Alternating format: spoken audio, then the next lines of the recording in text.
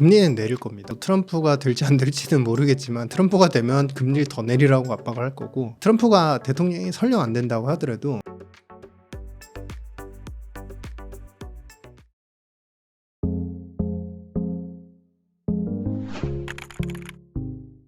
하반기도 그럴 것 같습니다. 그러니까 미국 경제가 어떻게 보면 리딩을 계속 해나가고 거기에 이제 더 이상 나빠지지 않나요? 그러니까 중국 같은 경우는 그동안 좀 안 좋았지만 오히려 이제 중국은 다른 나라랑 다르게 이제 디플레를 극복해야 되는 입장이었고, 근데 정책에 혼란이 많았죠. 그러니까 사실 중국 같은 경우는 이제 잠깐 말씀드리면 리커창 총리가 만들어놨던 시장 개혁적인 정책들, 그다음에 친신화적인 경제 정책들이 이제 시진핑의 어떤 장기 집권 체제가 굳혀지면서 그 정책들이 다 무마가 됐어요. 그러면서 리셋이 됐고, 리셋이 되면서 오히려 조금 부채, 그다음에 공동부유라는 그런 것 때문에 성장 지향이 아니라 성장을 막는 그런 훼손되는 그런 현상들이 있었고, 거기서 이제 다급하게 이제 뒤늦게 이제 정책들을 큰 틀에서 한 4가지 정도 이제 발표를 하게 됩니다. 그러면서 더 이상은 이제 나빠지지 않는, 그러니까 정책을 발표하면서 이제 중국이 더 이상 이제 터닝을 한다기보다는 더 이상 나빠지지 않는. 그래서 미국이 좋아지면서 반대로 이제 우리 한국 같은 이제 기업들 입장에서는 반도체 HBM뿐만 아니라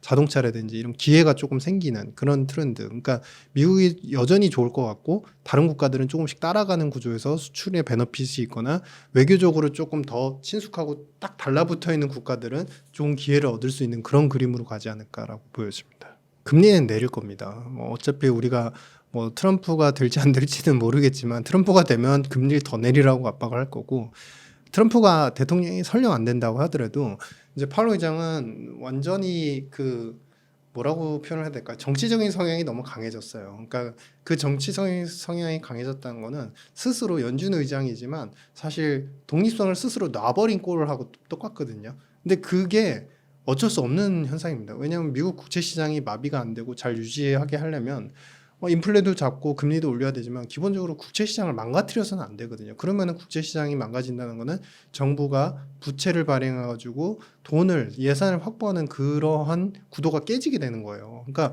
어떻게 보면 지금의 연준은 과거에는 이제 완전한 이제 1990년대에서 2000 초반까지는 이제 인플레만 타겟팅하는 이제 독립화된 전문기관이었고, 그 뒤에 이제 금융위기 일어난 이후부터는 사실 듀얼 맨데이트라고 해서 실업률하고 이제 고용시장하고 물가를 같이 통제를 해서 이제 너무 나쁘게도 안 하고 너무 좋게도 안 하는 그런 이제 중간 접점을 찾는 기관이었고, 지금 같은 경우는 하나가 더 들어간 거죠. 국채 시장을 안정시키기 위해서 어느 정도 도모를 해서 정부 예산을 확보할 수 있게끔 돕는 기관. 그러니까 3가지 역할이 사실 생긴 거예요. 그 얘기는 뭐냐면, 아주 쉽게 얘기하면 듀얼 맨데이트에서 이제 미래 경제도 책임져야 되는 기관이 돼버린 겁니다. 그러면 이 미래 경제를 책임지는 그런 기관 입장에서 과거라고 한다면 단순 논리로 인플레만 타겟하는 연준이 금리를 내릴 정도가 됐어. 그러면은 네거티브가 맞죠. 근데 국면이 달라졌어요. 지금은 미국 연준은 미래 경제도 책임을 져야 돼요. 경제가 너무 안 좋아서 당장 금리를 내리는 게 아니라 미래 경제 6개월, 1년 후에 더 좋아지게 만들고 국채 시장을 통해서 부채를 잘 조달하게 만들려는 정부의 정책들에 어느 정도 협력을 하려면 미리 내리는, 그것을 이제 파월 의장은 작년도에 이제 그 정상화라고 표현을 했죠. 그러니까 경제가 당장 안 좋고 고용시장이 뜨겁다라고 해서 금리를 못 내리는 것이 아니다. 충분히 내릴 수 있다.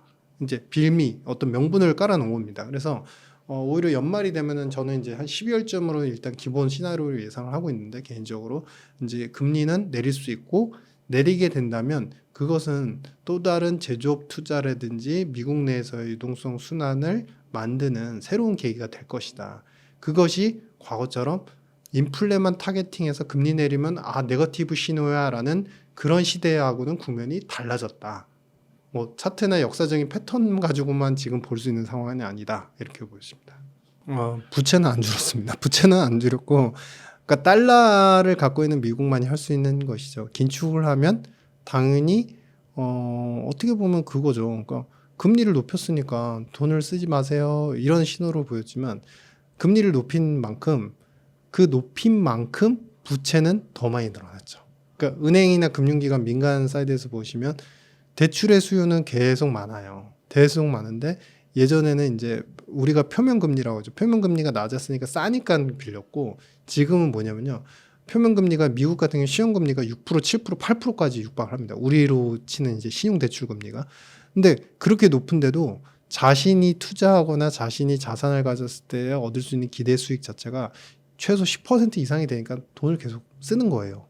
그리고 금융기관들 입장에서도 빌려주면 예전에는 그래도 2, 3%였는데 이제 그 이자 수익 자체가 뭐 7%, 8% 이상이 나오니까 계속 빌려주는 거예요. 그러니까 그게 이제 집단화되면서 이거를 이제 소위 말하는 민스키 교수님의 금융 투자 이론이라고 하는데 쓰는 사람도 돈을 빌려 쓰는 사람도 이익을 볼 수 있을 것 같으니까 계속 빌리고 빌려주는 사람들도 이 사람이 어떤 시장에 뛰어들진 주식 시장이 됐던 채권 시장이 됐던 아니면 실제 산업계의 투자 시장이 됐던 뛰어들었을 때 크게 연체할 것 같지 않아 라고 하니까 빌려주게 되고 그러니까 이게 어떻게 되냐면 버블이라고 하는 것은 원래 한 단계에서 그냥 한 번에 만들어지는 게 아니거든요. 버블이 계속 쌓여 나가게 되는 겁니다. 근데 이게 버블이 이제 터지는 건 뭐냐면 빌려주는 자와 빌리는 자의 어느 한쪽이 이제 배신을 할 때죠. 나 더 이상 이제 위험해서 안 할래, 안 빌려줄래, 안 쓸래. 이럴 때 이제 버블이 터지게 되는데 그 신호를 안 만들어주고 있죠. 어떻게 미국이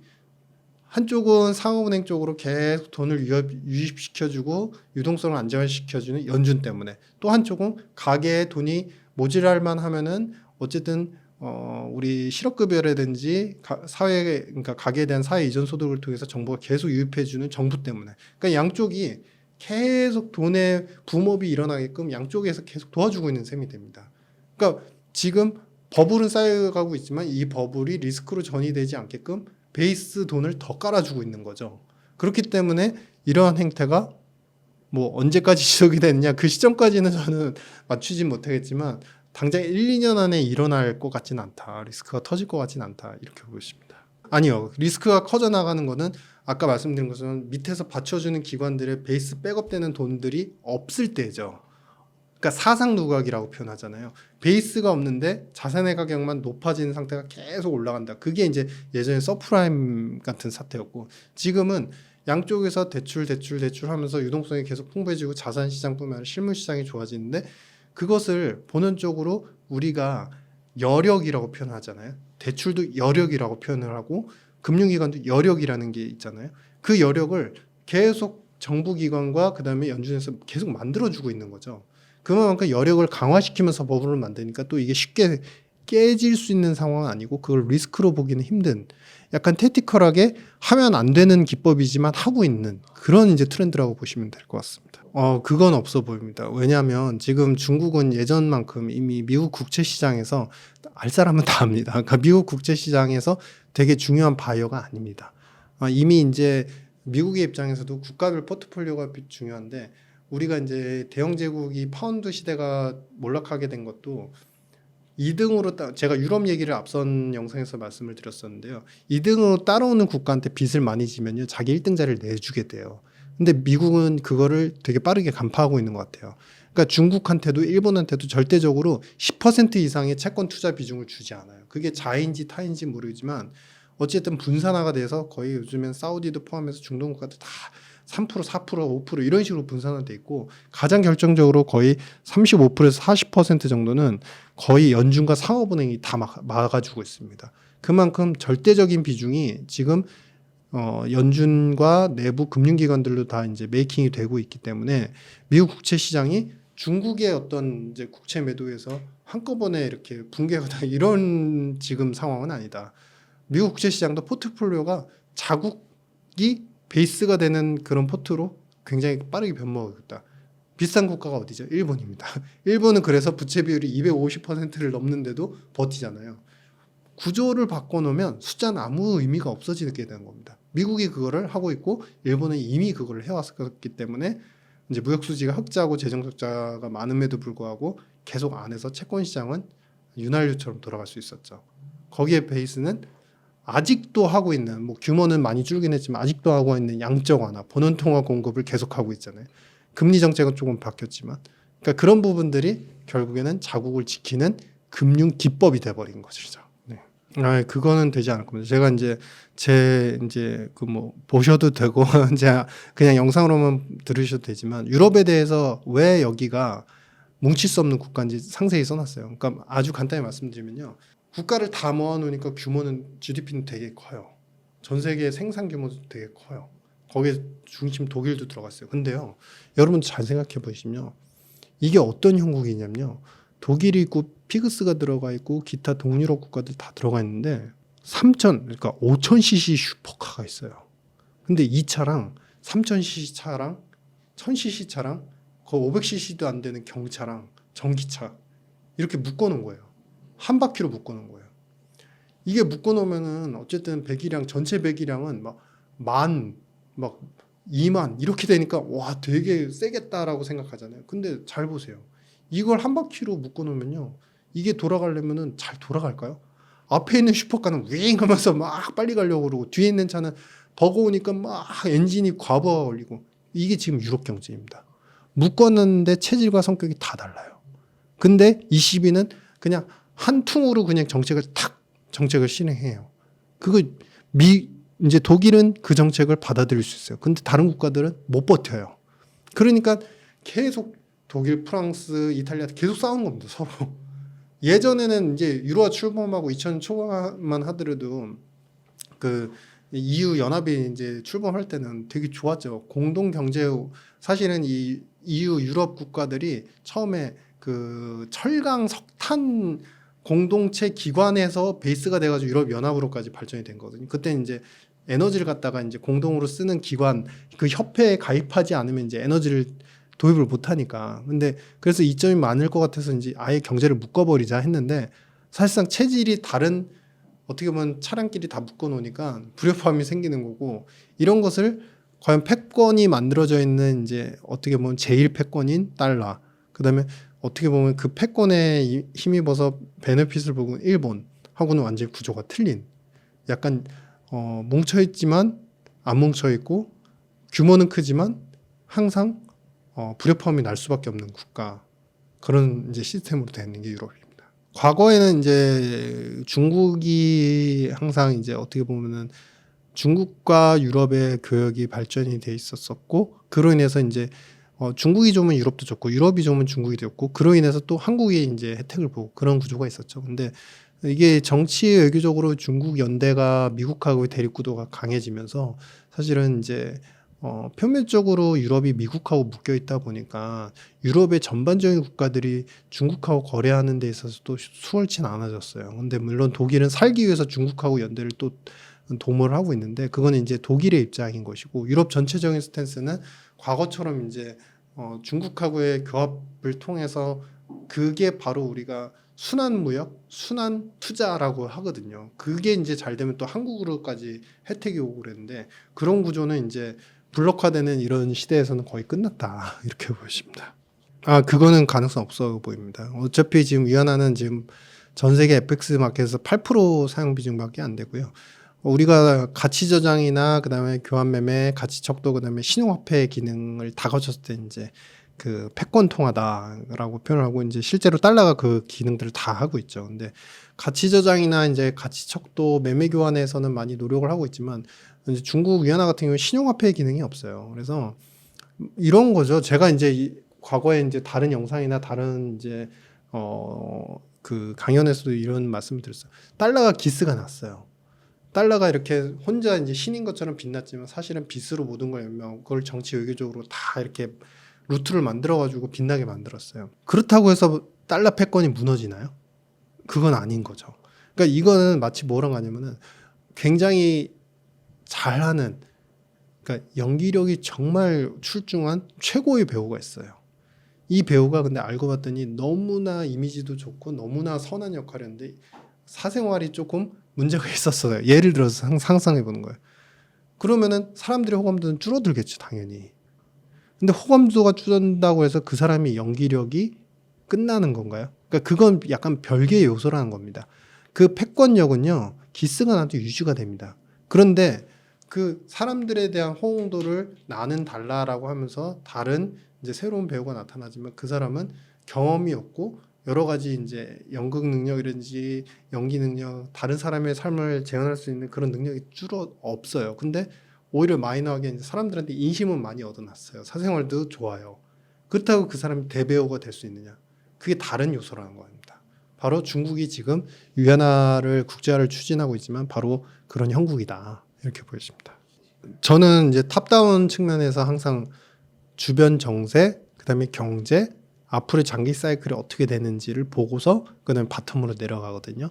그러면 첫째, 트럼프가 오게 되면 중간에 심리적인 압박 때문에 분명히 쇼크 이런 리포트가 분명히 나올 겁니다. 그래서 심리적인 압박 때문에 당장에 올 11월이 돼서 잠시 변동성은 있을 수 있습니다.